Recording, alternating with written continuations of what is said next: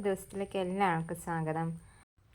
ഇന്ന് നമ്മൾ ചിക്കൻ മേടിച്ചായിരുന്നു. ഇപ്പോഴും കറിയല്ലേ വെക്കുന്നത്, ഒരു വെറൈറ്റി ആയിക്കോട്ടെ എന്ന് വിചാരിച്ച് KFC ഉണ്ടാക്കാമെന്ന് വെച്ച്.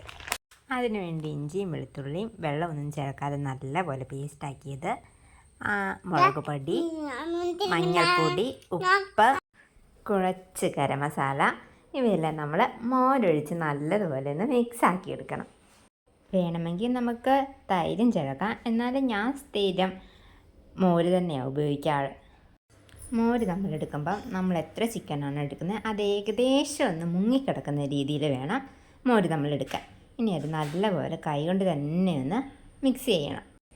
ഇനി ഇത് നമുക്കിതൊരു 5 മണിക്കൂറത്തേക്ക് നമ്മൾ ഈ പുരട്ടി വെച്ചിരിക്കുന്ന മസാലയൊക്കെ ഒന്ന് പിടിക്കാൻ വേണ്ടി വെക്കാവേ. മാരിനേറ്റ് ചെയ്ത് ചിക്കൻ നമ്മൾ 5 മണിക്കൂർ കഴിഞ്ഞിട്ടുണ്ട്. നമ്മുടെ KFC ഉണ്ടാക്കാനുള്ള മാവ് തയ്യാറാക്കാം. നമ്മളിത് മൈദ എടുക്കുന്നത്, പിന്നെ കോൺഫ്ലവർ. നമ്മൾ ചിക്കനിൽ ഒഴിച്ചിരുന്ന മോരൊക്കെ ചിക്കൻ വലിച്ചെടുത്ത് നല്ലതുപോലെ സോഫ്റ്റ് ആയിട്ടുണ്ട്. നമ്മുടെ ചിക്കന് എരിവൊക്കെ പുരട്ടി വെച്ചിരിക്കുന്നുണ്ട്. നമുക്ക് ഒത്തിരി മുളകുള്ള ആവശ്യമില്ല. KFCക്ക് ഒത്തിരി എരിവില്ലല്ലോ. കണ്ടതാ, കുറച്ച് മാത്രം മുളക് പൊടി, കുറച്ചുപ്പും. ഇനി നമുക്കിന്ന് മിക്സ് ആക്കാവേ. നമ്മളിത് KFC തയ്യാറാക്കാനുള്ള മാവാക്കി വെച്ചിട്ടുണ്ട്. ഇനി ഇതിന് വേറെ കൂട്ടങ്ങൾ വേണം. ഐസ് വെള്ളം കേട്ടോ. അതായത് നമ്മൾ ഈ ചിക്കൻ ഐസ് വെള്ളത്തിലൊന്ന് മുക്കിയിട്ട് വളക്കുകയാണെങ്കിൽ KFC അതേ ഒരു സ്ട്രക്ചർ കിട്ടും.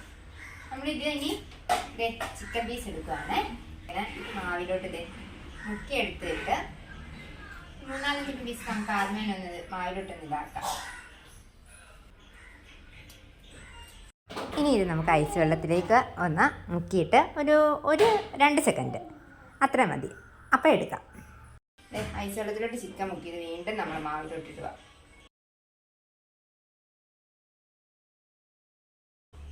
നമ്മൾ മാവ് മുക്കിയ ചിക്കൻ എല്ലാവരും ഇടുവാണ്.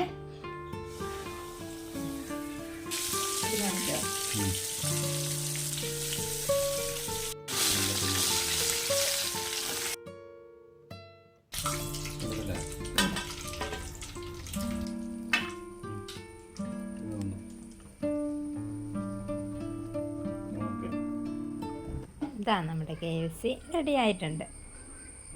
ഇനി ഇത് ആമിക്കുട്ടിക്കൊന്നും അടുത്ത അഭിപ്രായം ചോദിക്കാവേ.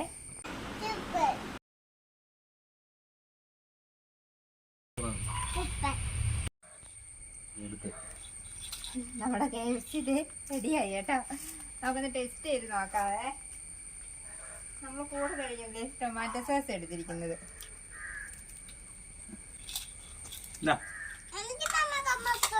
തരാവേ.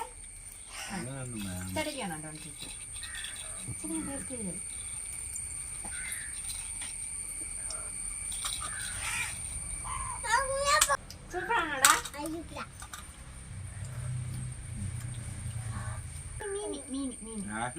ഉപ്പുണ്ട്.